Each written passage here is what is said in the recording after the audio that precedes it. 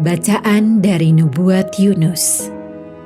Untuk kedua kalinya, Tuhan bersabda kepada Yunus, "Bangunlah dan berangkatlah ke Niniwe, kota besar itu. Sampaikanlah kepadanya seruan yang kusabdakan kepadamu." Maka bersiaplah Yunus, lalu pergi ke Niniwe sesuai dengan sabda Tuhan.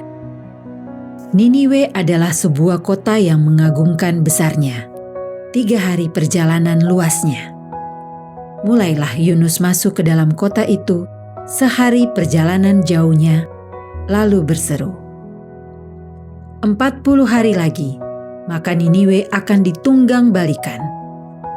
Orang Niniwe percaya kepada Allah, lalu mereka mengumumkan puasa, baik dewasa maupun anak-anak mengenakan kain kabung. Setelah kabar itu sampai kepada raja kota Niniwe, turunlah ia dari singgasananya, ditanggalkannya jubahnya, diselubungkannya kain kabung. Lalu duduklah ia di atas abu. Lalu atas perintah raja dan para pembesarnya, orang memaklumkan dan mengatakan di Niniwe demikian. Manusia dan ternak, lembu sapi dan kambing domba tidak boleh makan apa-apa.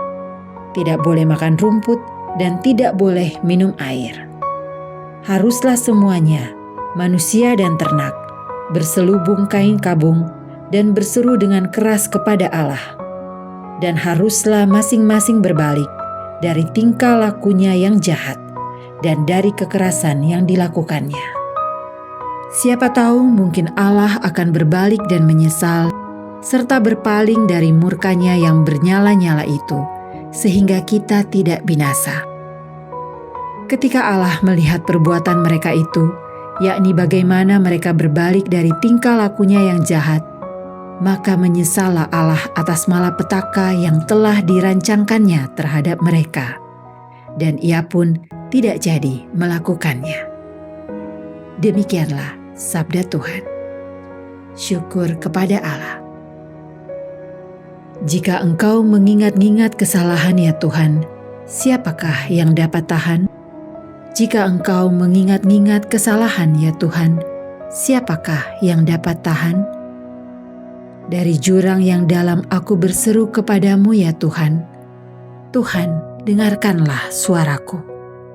Biarlah telingamu menaruh perhatian kepada suara permohonanku. Jika engkau mengingat-ingat kesalahan ya Tuhan, siapakah yang dapat tahan? Jika engkau mengingat-ingat kesalahan ya Tuhan, siapakah yang dapat tahan? Tetapi padamu ada pengampunan, supaya engkau ditakuti orang. Jika engkau mengingat-ingat kesalahan ya Tuhan, siapakah yang dapat tahan?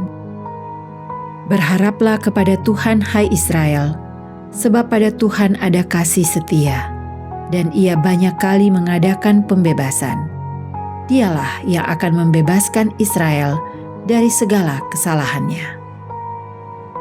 Jika engkau mengingat-ingat kesalahan ya Tuhan, siapakah yang dapat tahan?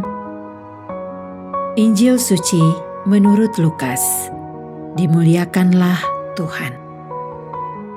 Dalam perjalanan ke Yerusalem, Yesus dan murid-muridnya tiba di sebuah kampung.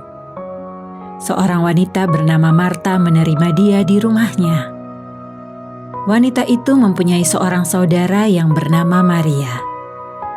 Maria itu duduk di dekat kaki Tuhan dan terus mendengarkan sabdanya. Tetapi Marta sangat sibuk melayani. Ia mendekati Yesus dan berkata, "Tuhan, tidakkah Tuhan peduli bahwa saudariku membiarkan daku melayani seorang diri? Suruhlah dia membantu aku." Tetapi Yesus menjawabnya, "Marta, Marta, engkau khawatir dan menyusahkan diri dengan banyak perkara. Padahal hanya satu saja yang perlu. Maria telah memilih bagian yang terbaik, yang tidak akan diambil daripadanya." Demikianlah sabda Tuhan. Terpujilah Kristus. Maria dan Marta adalah dua orang sahabat Yesus yang memiliki pilihan berbeda dalam berelasi dengannya. Di rumah mereka, Marta berusaha melayani Yesus yang adalah tamu mereka dengan baik. Sedangkan Maria memilih untuk mendengarkan Yesus. Karena kelelahan, Marta menggerutu kepada Yesus. Sudahkah kita melayani Yesus dengan gembira? Ataukah kita justru menyalahkan orang lain yang tidak melakukan seperti yang kita harapkan? Marilah kita berdoa. Allah Bapa yang Maha Mulia, berkat sakramen Ekaristi yang kami terima ini, kami mewartakan wafat dan kebangkitan Putra-Mu. Semoga kami yang ikut menderita bersama Dia, Kau perkenankan pula hidup dalam penghiburan di hadapan keagungan kemuliaan-Mu. Dengan pengantaran Kristus Tuhan kami. Amin. Pada zaman Yesus, seorang bendahara bisa dikatakan sebagai orang yang dipercaya raja untuk mengatur keuangan. Pada zaman Yesus, seorang bendahara selalu mengenakan bunga pada masyarakat. Aset kerajaan berada di tangannya, dan seorang bendahara memiliki otoritas penuh untuk mampu bekerja sama dengan para debitur.